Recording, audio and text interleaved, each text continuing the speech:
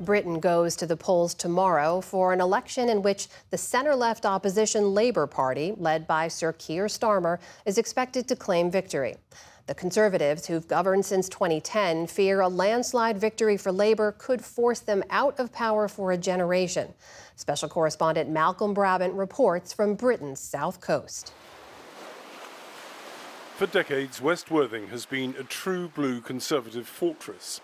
But if the changing political tide turns this district red, it'll signal that the Labour Party is riding to a landslide victory across the country on a wave of quiet desperation. Something has to be done because it's close to breaking point, I think, for the majority of people in this country. Like millions of voters, this former soldier and paramedic feels poorer after 14 years under the Conservatives. Steve, who declined to give his surname, trusts Labour's promises to raise living standards. What sort of life is it when you feel that you're literally surviving? You're not living a life. You're surviving from one month to the next. And people are fed up with it. They want some change. Labour's candidate here is Becky Cooper, a public health doctor who's passionate about one of the party's main pledges, to heal the ailing National Health Service. At the moment in hospitals, we are seeing, 18-month waiting times for things that are actually starting to kill people, which is terrible. So I liken it to getting a patient off life support. That's what we need to do first of all. Cooper says investing in preventive medicine will ultimately pay dividends. The cost benefit always shows you put money into prevention, you end up saving a lot of money in treatment. Knighted for his public service record, Conservative candidate Peter Bottomley, Britain's longest-serving lawmaker, is struggling because his party crashed the economy 2 years ago following a series of government scandals during the pandemic. We're not top of the pops, but we're here for a purpose, and I'm here to get re-elected if I can. Like other Conservatives, Bottomley fears a Labour supermajority in Parliament. I think that you'll get very quickly buyer's regret, voters' remorse, and they'll say, why didn't anyone tell us? Well, I won't say I told you so, but I will say it now. Think before you vote. Trainee police officer Roland Menser is seeking integrity and hasn't found it. There's so many sleaze and lies and everything that goes on in this current government, which it's unacceptable. But he's not impressed with the Labour leader either. You have to say things that you don't even believe in.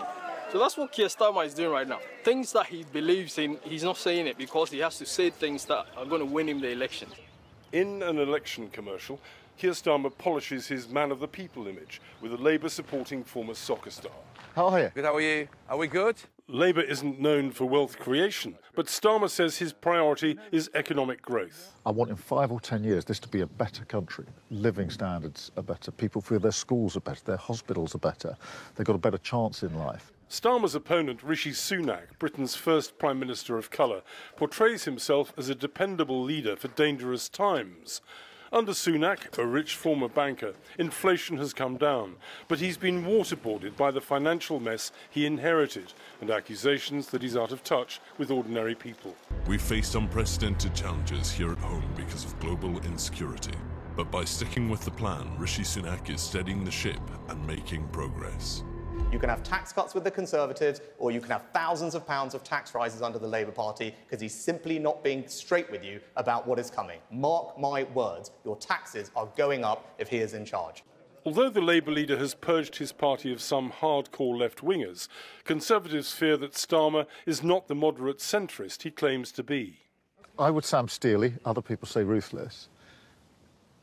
I'm absolutely determined to get to where we need to get to. And whatever decisions are needed to get there, I will take. Unless the opinion polls are completely wrong, Britain is about to take a step left at a time when much of Europe is turning hard right. The only uncertainty is just how big Labour's majority is going to be in Parliament to push through its legislative programme. I think there's precious little signs of hope in the country at the moment. There's a pervasive sense that Britain is broken and a pervasive lack of faith in politics to fix that. Political scientist Anand Menon. Whilst people want a change of government, whilst people are fed up with the Conservatives, I'm not picking up any real sense of faith that Labour will be able to address the problems the country faces. Jaywick on the east coast is one of Britain's most deprived areas. Decent, affordable housing is scarce here and elsewhere. Charity worker Sarah Cox supports Labour's plans to build cheap homes. After buying her first property, the economy tanked and her mortgage payments shot up. I have a really good job, a management level job, and I can't afford to go to Starbucks and get a coffee because it's too expensive. Because food shopping and the electric bill and the mortgage have taken all my money. It needs to change. It doesn't need to change under Nigel Farage though, it needs to change under Labour. Jaywick belongs to the district being contested by Nigel Farage, the catalyst for Britain's exit from the European Union and Donald Trump's most prominent ally here. Farage's anti-immigration reform party could help to boost Labour's majority by attracting support from disaffected voters who'd normally back the Conservatives. You know, nothing works anymore, does it? Nothing works. The health service, travelling anywhere, trying to get your kids or grandkids to get a house. Farage believes the Labour Party will implode after 5 years in power and hopes that Britain's divided right will unite behind him at the next election. Are you destroying the Conservative Party? No, they've destroyed themselves. They've literally betrayed the wishes of Brexit voters. It was about getting back control of our country, getting back control of our borders, and they've given us record levels of immigration. We are literally living through a population explosion on these islands, and that's devalued the quality of life of everybody apart from the richest. Leading Conservatives hope potential reform voters will reject Farage, attacking him as an apologist for Vladimir Putin after he claimed that the West's eastward expansion provoked Russia's invasion of Ukraine. I stood up 10 years ago in the European Parliament and said, let's stop poking the Russian bear with a stick. And I said there'd be a war if we carried on the current course. And they're only screaming and shouting at me because I was right. Farage's candidate in West Worthing is former tax official Edmund Rook. It's Rook's first foray into the politics of Britain and Vladimir Putin. We have given him cause, or a pretext rather, to invade Ukraine by the fact that we've surrounded his country with NATO countries like Poland, Estonia, etc., etc. Thank you for switching. In West Worthing, Peter Bottomley might be saved by wavering Conservative voters who believe Farage is boosting Russia's cause.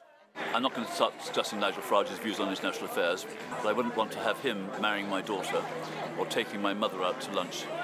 Across the market square, Becky Cooper says she wants to restore trust in politics. I think it's become a bit too circus-like, it's become a bit too much about sort of the awful things that some people right at the top of politics are doing. We need to get rid of that, cut out the rot.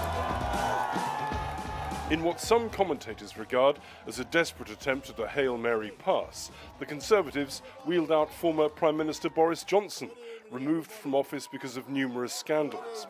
Good evening. Johnson warned against what he calls Starmageddon.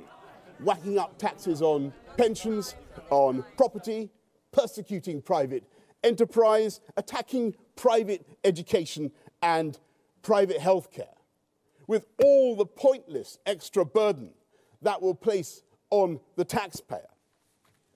And all the time, poor old Starmer is so terrified of disobeying left-wing dogma that he's reluctant to explain the difference between a man and a woman, and he just sits there with his mouth opening and shutting like a stunned mullet. We've got plenty to say, because this campaign is about change, it's about turning the page and rebuilding our country. Keir Starmer may not be a showman, but the polls suggest that Britain wants the change that he's offering, although for many, voting Labour will be a leap in the dark. For the PBS NewsHour, I'm Malcolm Brabant in London.